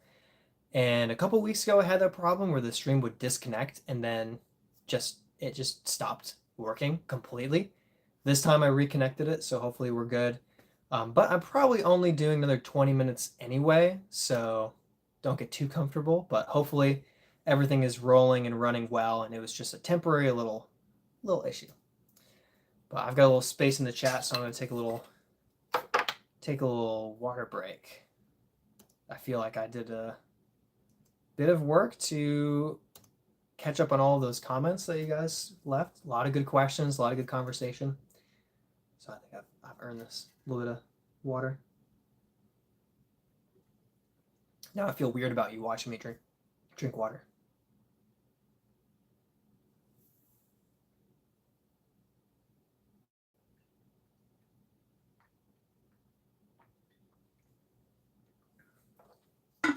Okay. Much better. Whew. It's thirsty. Okay. What do we have? Which fall leaf color is best? We have in the lead orange at 38%, red at 29%, pink at 18%, and yellow at 14%. Very interesting. Stu says, thank you for your honest answer in regards to the sponsorship contracts. Absolutely. I think it's interesting to talk about because we've seen changes already in even how young disc golf is, but we started to see those big contracts, and then kind of post-COVID, I don't think we saw a disc golf crash. I think people over exaggerate and whine. Sky's falling. But really, we just saw disc golf dead stop and not grow for a couple of years, and people were freaking out, and companies were like, oof, we overpromised contracts, and they kind of did, and they were like, cut, and they were just giving way too much money to people who weren't good enough to get them their money back. And I think part of it is that when they just expected people to go win and be popular, and they didn't, it was like, oh, shoot, now we didn't make money off of them. But when they marketed their player, and even though they didn't go win, Simon, still a popular figure who's fun, did a good job of being involved, like around, and people still like they sell discs. Even Brody is just selling everything, just from tour life and the fan base that he has. So I feel like companies need to get on board with being the capable marketing force that they should be, instead of expecting every single individual player to be a capable marketing force. Like, I don't know. It just seems silly to me that they would honestly think, crossing their fingers and hoping that all of their individual players market themselves successfully while having completely different personalities and lives that they're leading, is a better idea than having a marketing team who's hired to go market for everybody and film them and make them, you know, help them sell discs. It just, I don't know. Anyway, Doc says cutting contracts is kind of crashing though. Um, if you mean they're not cutting contracts as much anymore, I don't know what you're saying. Stu says, have a young 17-year-old friend that has the talent to be on tour in 2 to 3 years. I'm worried that his eventual contract will not be performance-based enough.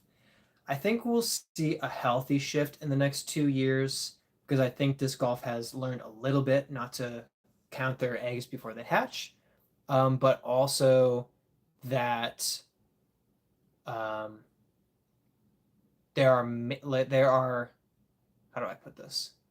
There are there are sure things in disc golf to lean into, and I feel like Discraft has figured out, Latitude's figured out, Innova has figured out enough. I don't think they're good at marketing, but clearly they're not wanting for anything. Uh, Discmania has figured it out, so I do feel like Prodigy switching over to Will Shoestrick. It seems like they're trying to figure it out. They're trying to fix, the poor reputation they kind of built for themselves.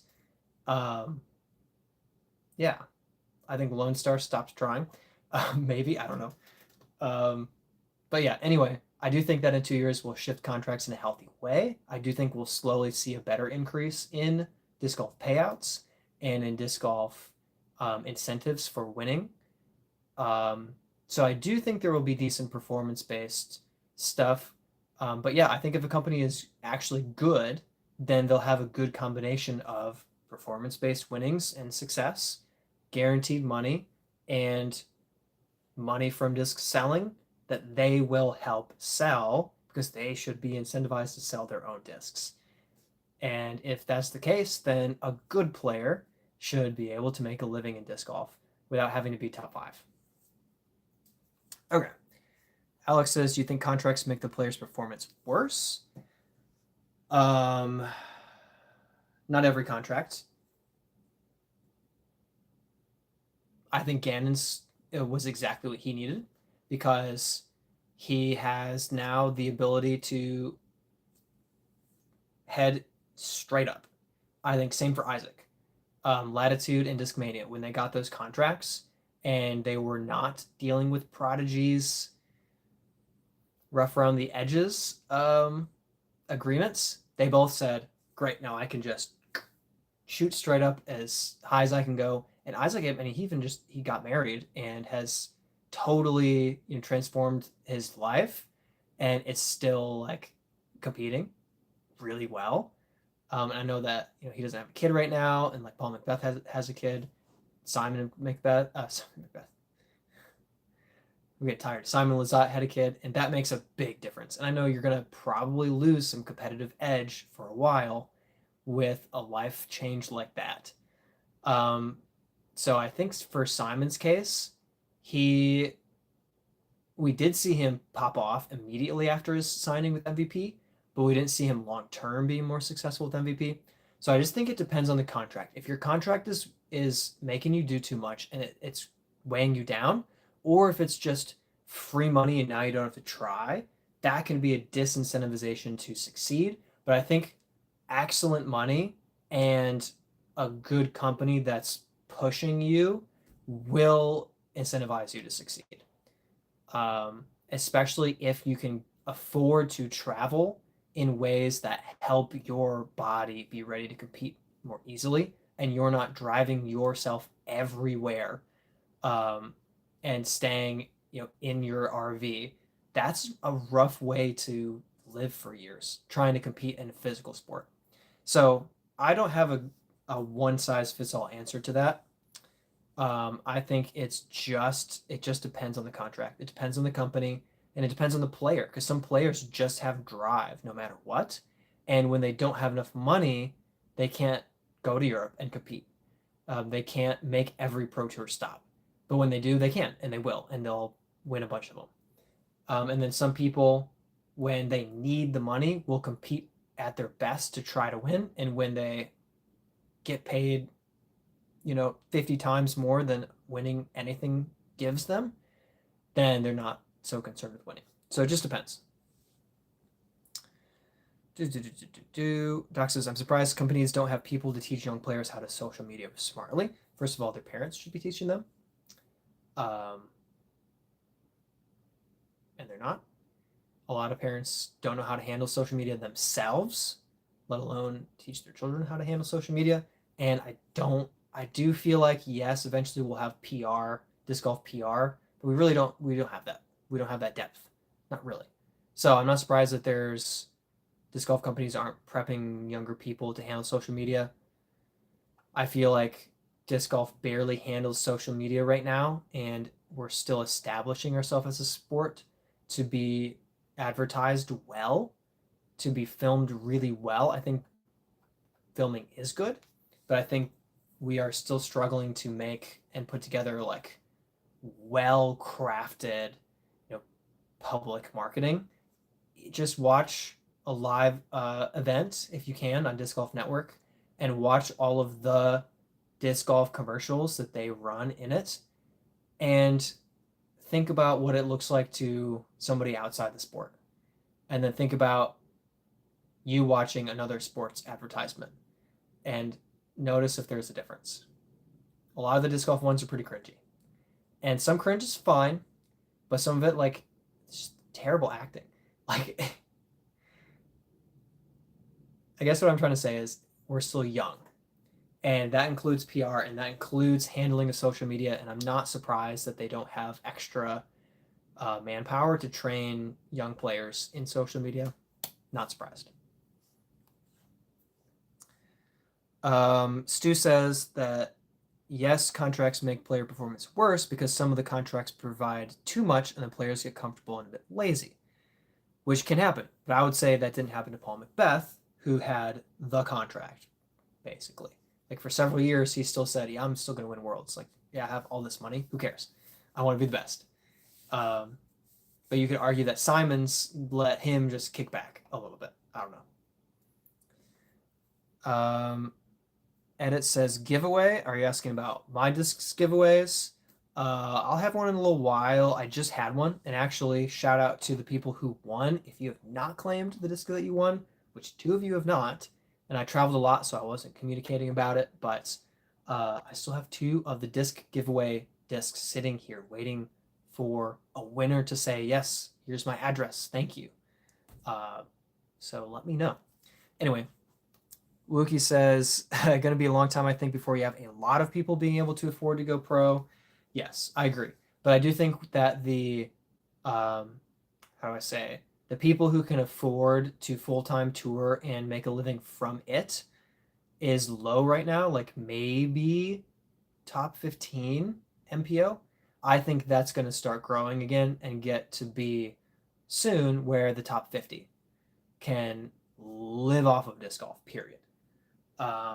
I think a lot of those players who are in that like 20 to 25, top 20, 25 range, they've got to make their finances work with more than just pro disc golf. So, yeah, I feel like that's going to grow a lot and really open up in the coming years. But we saw that stumble post-COVID. But I think we're gonna keep growing, and so I think it's coming. But yeah, I think right now, like last year and this year, with whatever things have been going on in the world and in disc golf, I think there's just been this lag, a financial lag, but I don't think that it's a downward swing. I think it's a stopping of growth that companies weren't ready for, and they hit the little ceiling and they were like, ah! But I don't think we're going down. I think we're just swinging back up again. But that's just me. Doc says, I see disc golf as being a bit more now upper middle class. These guys, girls have the money to take off years and play. They have money from home as a backup. Yes, I think with competitors, you don't see much of people who, like, I feel like, and this is also a numbers game. With basketball, you saw a lot of come from nothing athletes who impressed and got snagged and boom, provide for their families. They're so happy to make it big. I feel like you don't have that in disc golf. For one thing, you don't have a bunch of different teams with a bunch of different people who are all getting paid multi-millions, obviously. So it's a numbers game, but also we don't have the depth of time, lifespan for disc golf as a pro sport, as a filmed sport. But it's all just part of the process, and we can't get there without being here. So yeah, I think it's a matter of time, and we're not going to see a lot of the extreme athletes pop out of nowhere. We are seeing a lot of people who are able to fund themselves for a few years, and because they do pretty well on tour, they can keep it rolling, and maybe they have whatever work in the off season, or their spouse works, or their family has a little bit of money and are able to just do it every year and keep going back and keep going back. But for people, yeah, who are trying to truly make a career out of the pro tour, it's tough to live that life and afford it and get paid enough for it to afford it. Edit says hi. Thanks for hopping on. And yeah, I do disc giveaways pretty frequently, but it'll be a few weeks before the next one for sure. And I don't know if I'll wait till 8,000 subscribers or what, but maybe we'll celebrate something cool. XTC says it's orange. Orange is winning 39%. Makes sense. Doc says, I imagine golf is that way. I mean, there will always be exceptions. Well, with any other sport, you have to think there is just a higher number of people who can live on it as a pro player than disc golf. Because disc golf, there's only the pro tour. So you can only see up to, what, 12, 16, or 20 people on coverage for an entire round a week. And you're going to see mostly the same ones. You're not going to see 20. You're going to see 9, 10 people on coverage over a pro tour event. And the next week, you're going to see 8 repeats and 2 new ones. So it's just a numbers game versus where you have team sports. But even with golf, like you're saying, you have multiple tours. You have a more invested audience for watching live golf throughout the day, and you are catching a bunch of different players all day. And I feel like we just don't have that for live disc golf. We watch pros produce, which is great, but you get to, yeah, I guess what I'm trying to say is we just have, it seems like the financial interest and support on fewer people in disc golf than you do for golf or for basketball, for football, whatever other sport. Okay, I'm gonna run through a few questions and then wrap up the stream. I'm tired. I believe I traveled, which I'm not saying it's insane or anything, but I drove for 32 hours in the last 8 days. So from yesterday back 7 days, I drove for almost a full work week. Not to mention conferences and visiting family and just being busy. So I'm getting a little bit worn out. Okay. Gannon, I think, has it with Ben. He's good with PR. There are a lot of players who are decent with PR, but even Gannon, I would say, struggles sometimes to come across as having a good attitude, being a fun personality. When he misses putts, he kind of like, and I get it. I'm not mad at it. It doesn't bother me, and a bunch of people still like him. But yeah, I think Calvin has the right idea with PR, which is poker face, and then celebrate the moments, which really, when he does, is really electric because it's like Calvin is freaking out. That doesn't happen. Anyway, I'm just rambling now. Alex says, I think Discmania will be the top company in a couple years. I have a hard time seeing Discraft being dethroned, but I don't have a hard time seeing Innovo being surpassed. So I would not be shocked if it was Discraft and Discmania nearly at the top. I think Hannah was a big push behind Paul Macbeth's social profile. Maybe. They knew Simon's contract would help him kick back, but sales would still be strong. Yeah, maybe. And it's true. Simon's reputation is selling discs. And so I do think MVP probably said, even if we don't have Simon winning, we have Simon selling. And they're right. Alex says, I think signing contract companies should always start with a 1-year deal. I think it's hard. If you're a player who's had previous contracts, I don't think it needs to be a 1 year. I think for a player's first contract, I think 1-year deal. But like when Ezra switches from Prodigy to Ezra Robinson from Prodigy to Discraft, I don't think he needs to do a 1 year at Discraft. I don't remember what he did, if he did 3 or what. But yeah, I don't think that type of switch, after you've been established in the sport, you need to do a 1 year. But I do think I agree with you about a player's first contract and with a company being 1 year. I think that is a good idea. I think that's a good idea. Not getting locked in. Okay. Wookie says, I think top 50 to 75 can make a living off disc golf. That would be a great step forward. I agree. I think that would be fantastic. Stu says, what if each disc golf company helped co-sponsor each Pro Tour event? Would that boost the total cash purse for each of them? Yeah, that's a good question. I wish I had more time and better answers for you guys, but I'm getting tired and I have to use the bathroom. So I'm going to cut the stream. And thank you guys for hanging out. I really appreciate all of you. I will come back with news on the Pro Tour, Disc Golf Pro Tour commercial that I will be involved in at some point, even if it's me watching them film other people. I will be there. So I'll let you guys know how that happens and keep you posted. But I'll catch you guys later. Thanks, Doc. All right, peace out.